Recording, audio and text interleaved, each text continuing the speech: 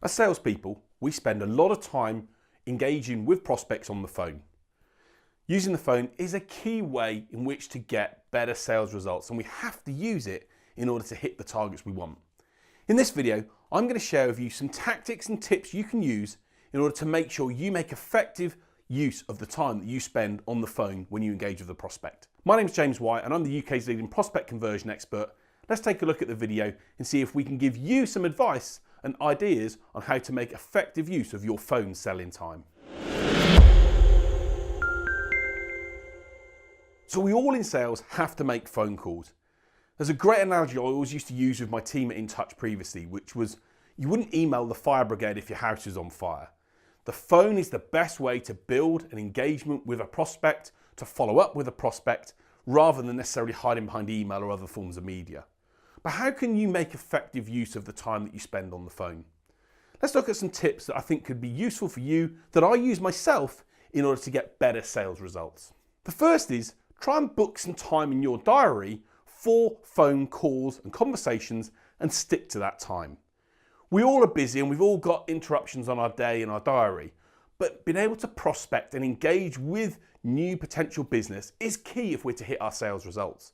And invariably, that precious time that we put aside, maybe an hour in the morning or an hour in the afternoon, gets lost because we've got other pressing priorities to do.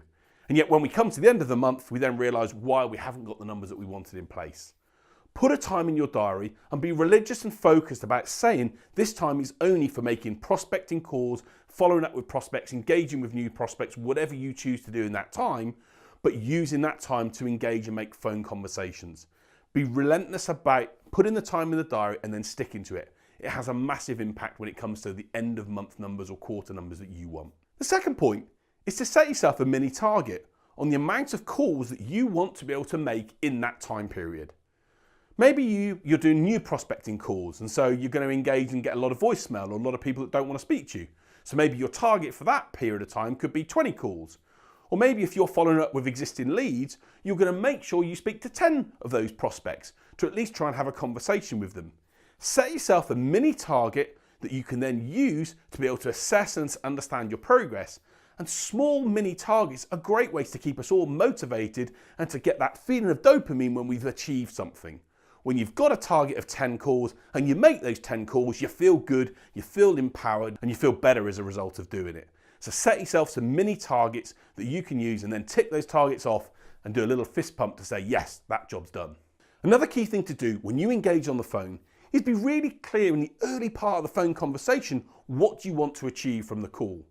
If you're making a new prospecting call and you want to arrange a meeting, tell the prospect, I'm calling as I'd like to arrange a meeting with you. Or if you're following up with an existing prospect, indicate to them, I'm calling to understand what you thought to the proposal and see how we can move things forward.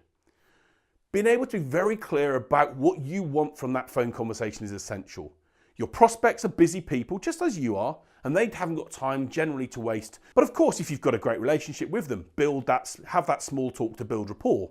But be clear and focused on what you want to achieve from the conversation early in this process. It can make a big difference and it can enable the prospect to know that it's worth spending time with you to have that conversation. And it can also ensure that you achieve the objectives that you set out to when you start the conversation in the first place. Be clear about what you want, indicate that, and try and focus on getting to that point by working with the prospect over the next few minutes in the call. The fourth key thing you've got to look and consider when you do make phone calls is the tone of voice that you use.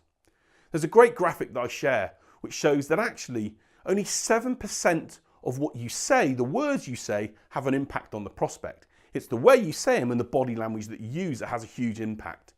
So maybe adjust your tone. Maybe consider how you would ask a question in a different way. Or maybe look to be quite stern about a key point that you want to get across.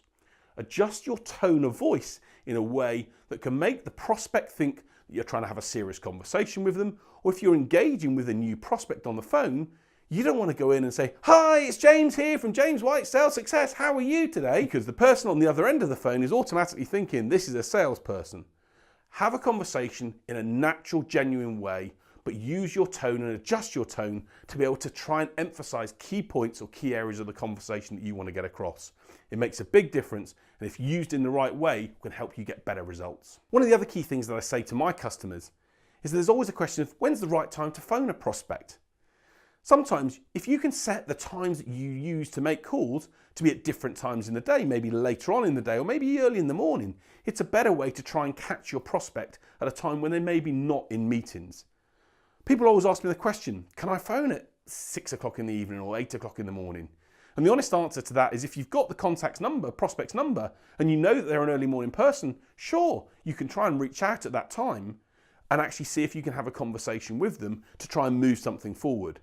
You may not get a response from them, but you may actually find that they're happy to talk to them because they've not got into the full meat of their day, or that at the end of the day, where they're literally in the car or travelling home and they're able to talk in a different time. Being able to focus on different times in the day can help you. So why don't you look at adjusting the times that you ring people to be able to see if you can get a better response rate. And if you're clever about measuring the amount of calls you have and how many you get through, you can see what times of day work best for you and then start to use that on a more regular basis for future phone conversations. The final point relates to making prospecting calls. I'm a big believer that the age of the cold call is actually pretty much dead. But that doesn't mean to say we can't not reach out to people that are in our target space that we know we can deliver a specific solution for. Those are what I would call targeted calls, and I still believe there's a massive role for them to play in a sales environment. People still want to speak to people. People still want to do business with people. And if the service you have is specifically targeted at a group of companies or people and can offer them value or offer them a solution to a problem they've got, then if you approach it in the right way, they will be potentially interested in listening to you. Of course, there are some times when those conversations can become challenging and people really don't want to hear from you. If you do face a situation when a prospect's getting angry with you, maybe try and turn that into a fun situation if you can. Not at the prospect's expense, but to say, I'm so sorry I've interrupted you and caused you the problems. That's the 9th person today I've done that with, John.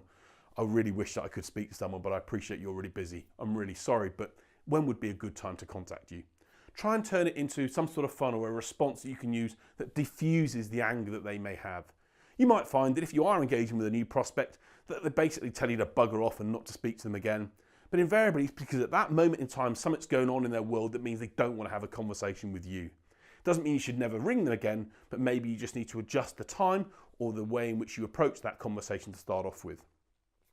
Having good telephone conversations is vital for us as salespeople. But the key thing is this, if you don't engage on the phone in the right way and if you don't spend time on the phone, you're not going to get the sales results that you want.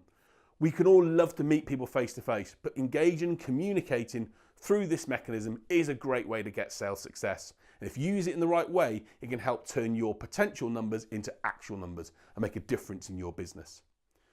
My name's James White, I'm the UK's leading prospect conversion expert, and I hope this video was useful and gave you some tips on how to make best use of the phone to get better sales results.